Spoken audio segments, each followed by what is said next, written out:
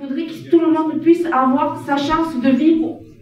On ne peut pas dire onéreusement, mais au moins dignement. Au moins cela. Quelqu'un qui est dans la rue, c'est quelqu'un qui devient complètement invisible au regard des autres.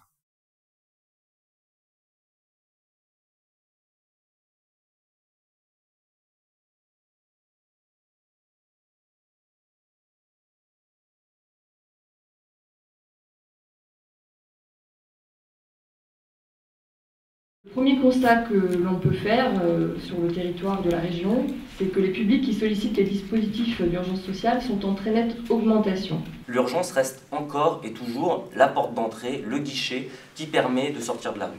Et on s'aperçoit qu'aujourd'hui, le public en situation d'exclusion n'est pas du tout uniquement constitué d'hommes isolés, mais également de femmes, de familles, de jeunes, de migrants, etc.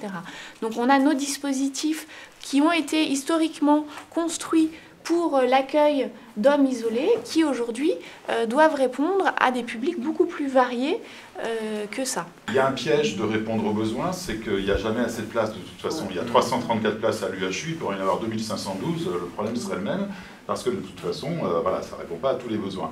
Et on s'est dit, à force de répondre aux besoins, peut-être qu'on ne répond pas assez aux attentes des personnes. Ce constat il a été partagé par tous les acteurs, ceux qui sont de Marseille, de Nice ou d'Avignon. On s'est bien rendu compte que les exclus, si on pouvait les mettre le plus loin du centre-ville, eh ben, c'était bien. Et que finalement, il y avait une organisation dans les municipalités autour de cette politique d'essayer de mettre le moins de bancs possible ou les moins inconfortables possibles, de pénaliser le plus possible la mendicité. Finalement, moi, l'impression que j'ai, c'est de maintenir les gens dans la misère. C'est en gros, vous avez un toit. Bon, alors on a donné quelques moyens pour que vous ayez un toit, mais alors maintenant, on va essayer de bricoler et de surtout que ce soit pas visible aux yeux de la société. C'est pas des familles qui dorment dehors, elles ont un toit. Mais par contre, finalement, leur situation au quotidien n'a pas réellement changé. Il faut toujours continuer à aller manger ou ce genre de choses. Et concrètement, nous sur le terrain, on n'a pas les moyens d'accompagner les gens à peu près correctement. On n'a pas du tout parlé du milieu un peu plus isolé, milieu rural. Il y a aussi beaucoup de pauvreté et où même des maires de certaines communes ou après des acteurs qui ont un rôle un petit peu public ne savent même pas ce qu'est le 115 et puis pensent que c'est que pour Paris. Et... Un sous-titre, appelez le 115, 90% de refus. On est automatiquement les premiers qui ne respecteront pas l'accueil immédiat. C'est les travailleurs sociaux, moi je parle du 115, je sais, et je suis responsable de l'accueil physique. C'est moi qui dis non. Et puis, sur l'inconditionnel, regarde là, vous avez 6 places et vous avez 22 monde. Vous faites quoi? Vous commencez par trier. C'est la réalité. Okay? Lui, il est encore jeune, bon, il est costaud, il n'y a pas de souci. On a un vieux, il va crever, allez hop, on met. Okay? Et ainsi de suite. On est devenu presque un instrument de gestion.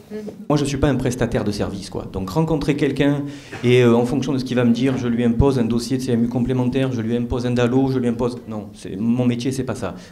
Je reçois X personnes différentes par jour, qui sont tous des individus différents.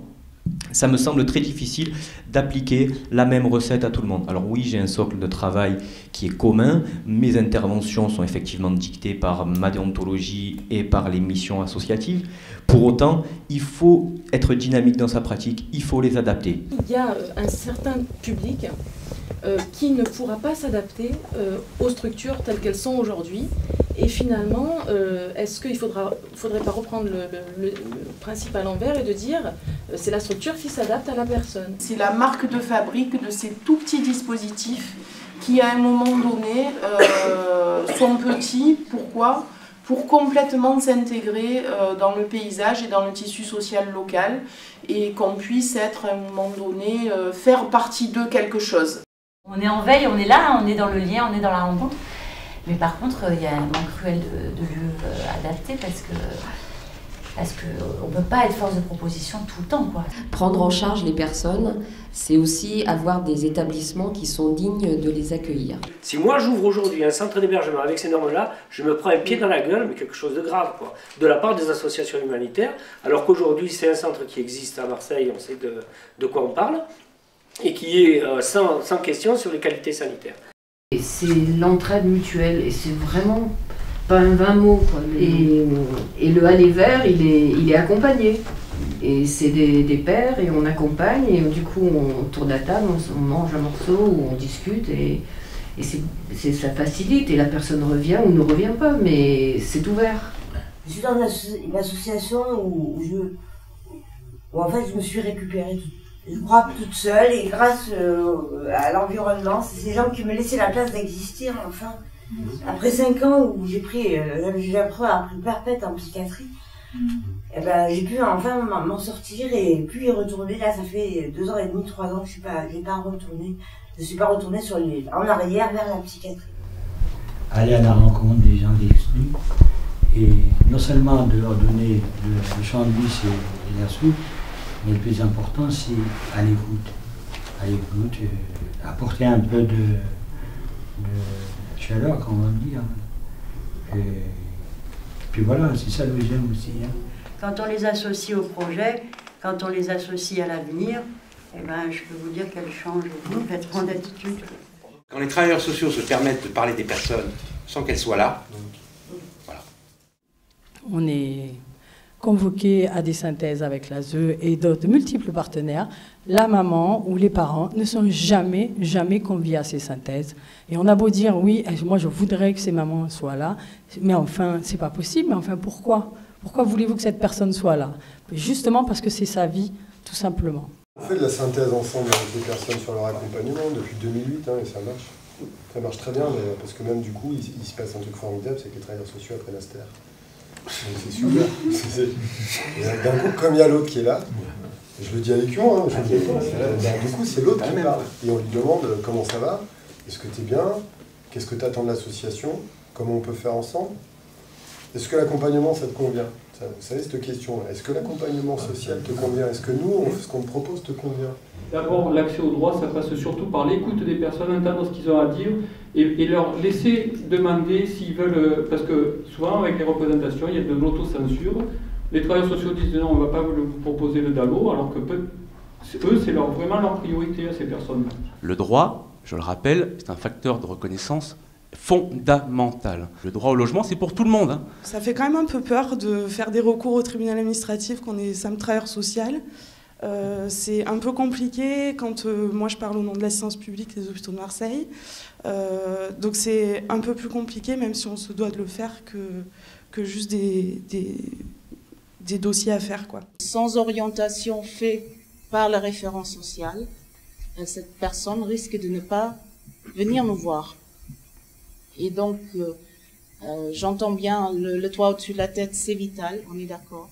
Mais bon, comme j'ai dit tout à l'heure, du moment où je me fixe à un endroit, malheureusement, la justice risque de me retrouver si éventuellement j'ai des dettes.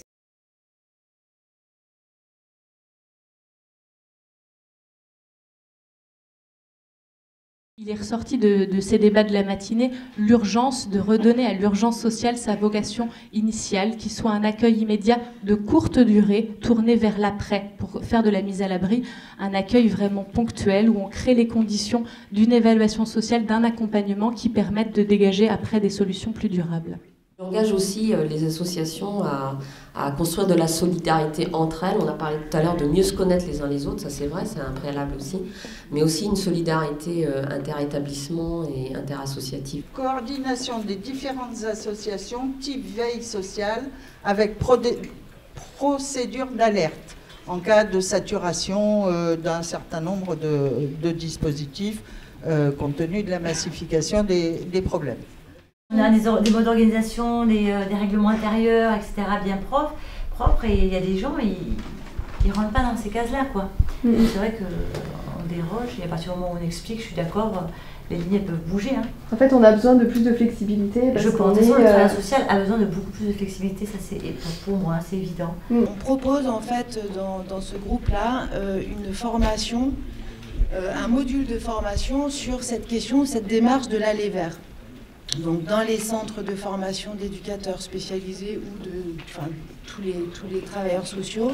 Donc la formation initiale, mais aussi la formation continue. La notion de référence est une notion qui infantilise, et dans ce cas précis, je suis contre cette notion-là. redéfinissons le rôle de ces personnes qui, d'un petit trait de crayon au bas d'un truc, peuvent dire si la personne, elle est bien dans son parcours d'insertion, et d'insertion de je sais pas quoi en plus. Hein. Quand on a parlé des toilettes et des laveries, beaucoup d'entre nous, donc dans le groupe, ont en fait mentionné l'idée que si on devait développer ce genre de service, ça serait bien qu'on puisse y associer des chantiers d'insertion. C'est mobiliser aussi tous les acteurs politiques, c'est-à-dire les services de police, les mairies, les associations de quartier, de manière à ce que lorsqu'il y a une problématique, on sache l'équipe professionnelle qui peut intervenir. Par exemple, un commerçant qui est irrité parce que tous les matins, il a quelqu'un qui a dormi devant chez lui, et plutôt, voilà, essayer de faire ce lien. Et... Il faut accepter des moments de serrer des mains, j'allais dire concrètement, pour essayer d'obtenir plus d'argent pour certaines actions qui sont importantes. Il faut aller prendre un organigramme et considérer que ça fait partie du travail social, de comprendre l'organisation du conseil général et de savoir à qui s'adresser. Quand on parle de participation au sens politique, c'est faire participer les gens au processus des décisions qui les concernent. Plutôt se battre pour qu'on ne fasse pas des nouvelles instances de participation pour les pauvres et les personnes dans les structures d'hébergement, mais qu'on fasse entrer tous ceux qui ont besoin de dire quelque chose dans les structures démocratiques et municipales qui existent déjà. On parlait d'habitat léger, d'alternative d'habitat léger. La position de la FAP là-dessus, c'est non, du logement. Après, je comprends que on ne va pas faire de sous-logement, quoi. Mais c'est vrai qu'à un moment donné, si on veut avancer, il va bien falloir accompagner les marges, quoi. C'est-à-dire les gens qui sont là et qui, à un moment donné, se créent leurs propres solutions et qui généralement créent de bonnes solutions. Le DALO et le DAO ont été mis en place pour servir de levier pour obliger les pouvoirs publics, pouvoirs politiques, à construire des logements par le biais d'amendes, ça s'appelle des astreintes. Donc voilà, c'est une arme, le DALO et le DAO. Donc à nous de nous en servir, me semble-t-il, chose qui est très peu faite. C'est la décriminalisation de la pauvreté. Donc voilà, je pensais déraper, j'ai dérapé.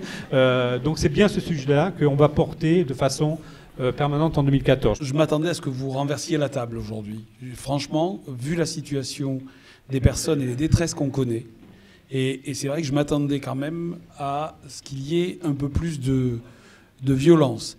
Parce que la violence institutionnelle, la violence que vivent les gens, les perspectives qui sont noires, parce que les perspectives ne sont pas bonnes, je m'attendais à ça. Mais à la limite, c'est pas grave que je sois déçu, parce que ça veut dire que vous avez encore la foi de continuer, de fabriquer encore de nouvelles choses. La fragilité, finalement, c'est la marque de la condition humaine. Et donc de faire ces états généraux, c'est pas d'être généreux pour l'autre, c'est aussi d'être généreux pour soi.